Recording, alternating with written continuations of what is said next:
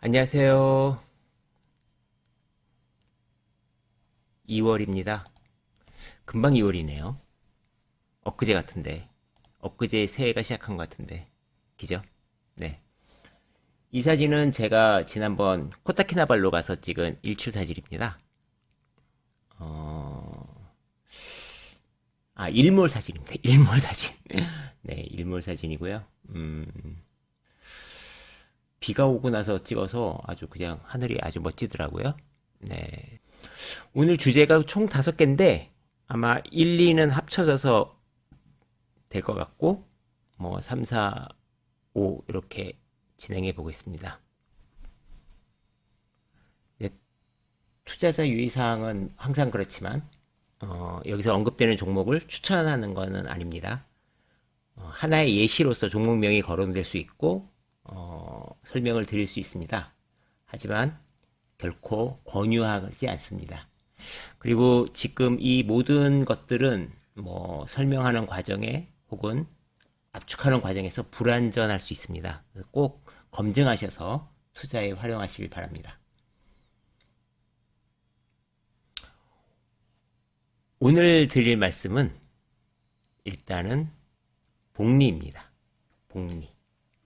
복리는 하도 많이 다뤘던 주제라서 여러분들이 다 아시고 계시지만 오늘 복리에 대해서 조금 더 심도 있는 이야기들을 다른 데서 하지 않는 이야기들을 한번 좀 말씀을 드리고자 합니다. 그래서 우리가 복리를 하기 위해서 복리를 해야 부자가 되니까 복리를 하기 위해서 어떻게 해야 되는지 무엇을 중점으로 해야 되는지 한번 이야기를 시작해 보겠습니다. 복리에서 제일 중요한 건 두 가지가 있죠.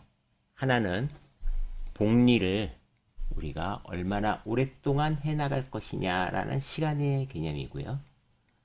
또 하나는 투자를 하면서 복리로 올리는 평균 수익률이 어느 정도 되느냐입니다.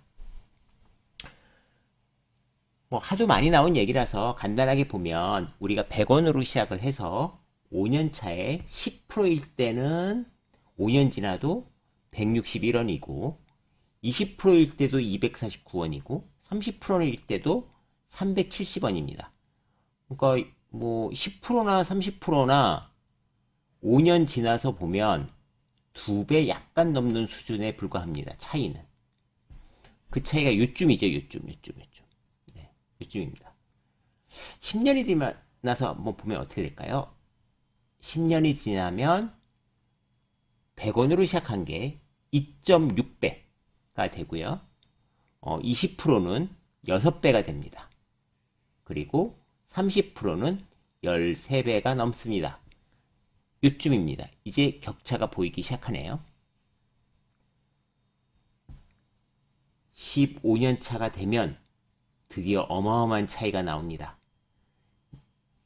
15년 차에서 10%는 4배, 20%는 15배, 30%는 51배입니다.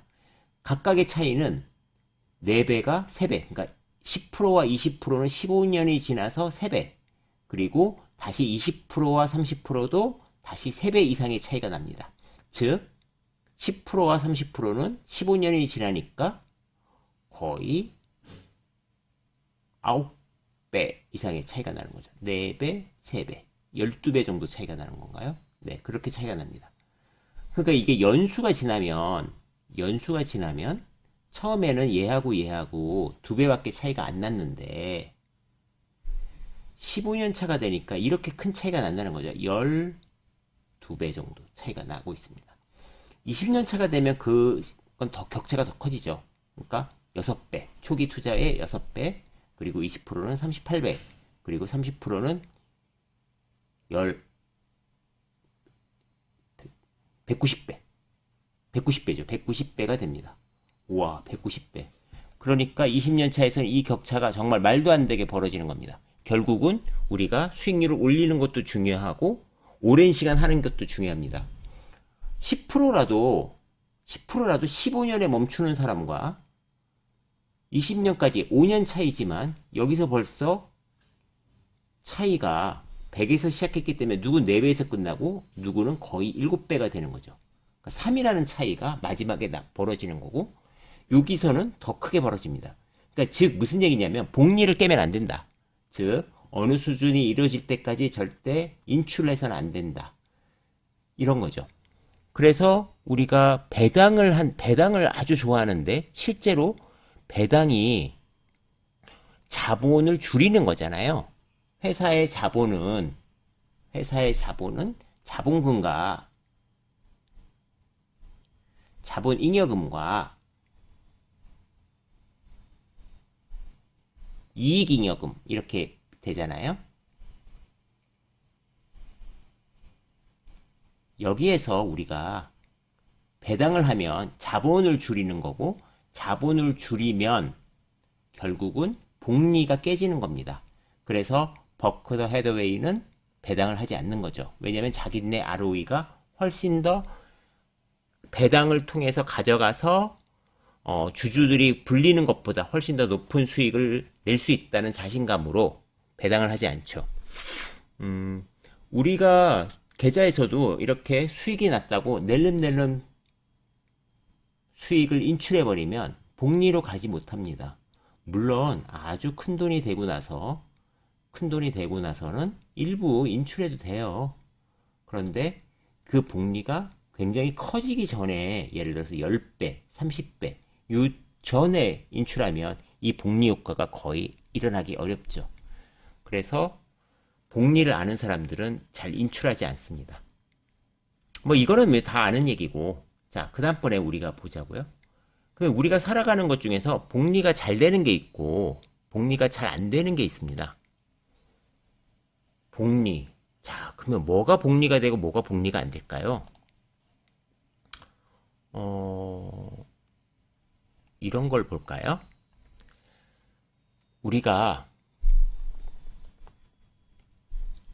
제가 사람입니다. 물건을 여기에서 여기까지 물건을 옮기는 일을 해요. 자, 이 사람이 여기서부터 여기까지 옮기는데 도대체 이 사람은 복리로 일하려면 어떻게 돼야 될까요? 일단은 힘을 키워야 됩니다. 근육을 알통을 만들었고 근육을 키워서 되게 빨리 왔다 갔다 합니다. 그럼 도대체 얼마나 할 수 있을까요? 평균 사람의 3배 할 수 있을까요?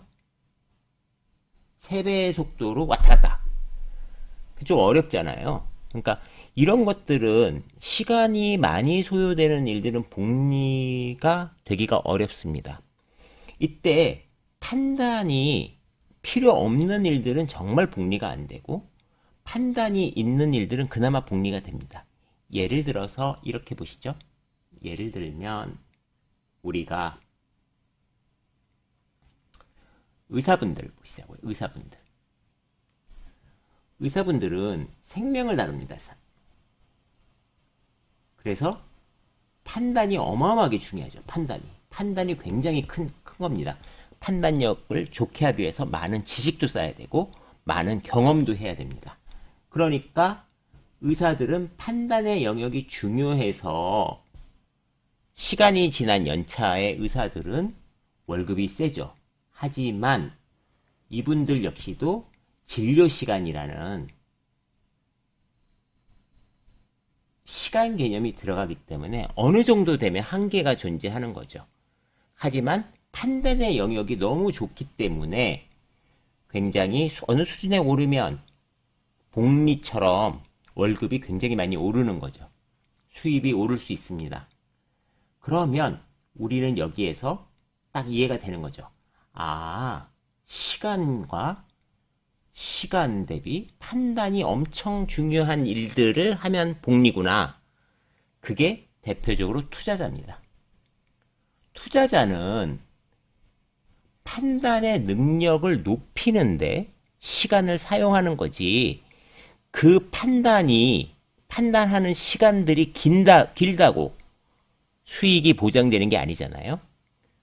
그러니까 투자자는 모든 시간을 판단력을 올리는 데만 사용하면 나머지는 복리로 돌아갈 수 있습니다. 제가 요번에 코타키나발루 갔다 왔잖아요. 코타키나발루 갔다 와서 느낀 점이 이런 거예요. 우리나라 교민들은 가서 일을 하세요. 일을 하십니다. 일을 되게 열심히 하세요. 우리는 뭐 엄청 근면성실한 사람들이니까 일을 하죠. 일. 화교는 어떻게 할까요? 화교는 투자를 합니다. 자본에 투자하죠. 자산에 투자합니다. 그러니까 뭐 부동산이든 뭐든 그런 거에 투자를 하죠. 돈을 빌려주든. 그러니까 결과적으로 나중에 한참 지나고 나면 열심히 식당을 하거나 가이드를 했던 분보다 이게 시간이 10년, 20년 지나면 이분들이 훨씬 더 부자가 되죠. 왜? 이분들은 복리가 가능한 일을 했고 이분들은 달리에 가까운 일을 했기 때문입니다. 그래서 우리가 하는 일도 가능하면 판단을 많이 하고 시간이 적게 드는 일을, 시간이 안 드는 일을 하는 게 중요하죠. 그런 일들은 대부분 판단의 능력을 키우는 게 어렵습니다. 판단의 능력을 키우는데 시간이 소요가 될 뿐이죠.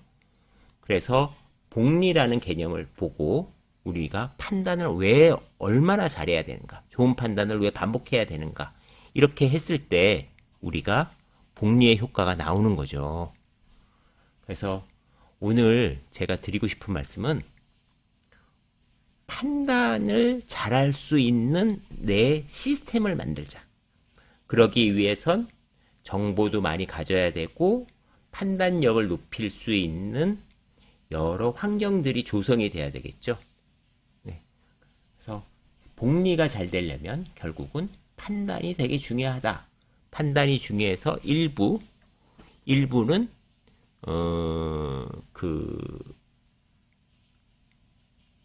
책도 좀 읽으시고 여러 가지 그런 일들을 하시는 게 되게 좋죠.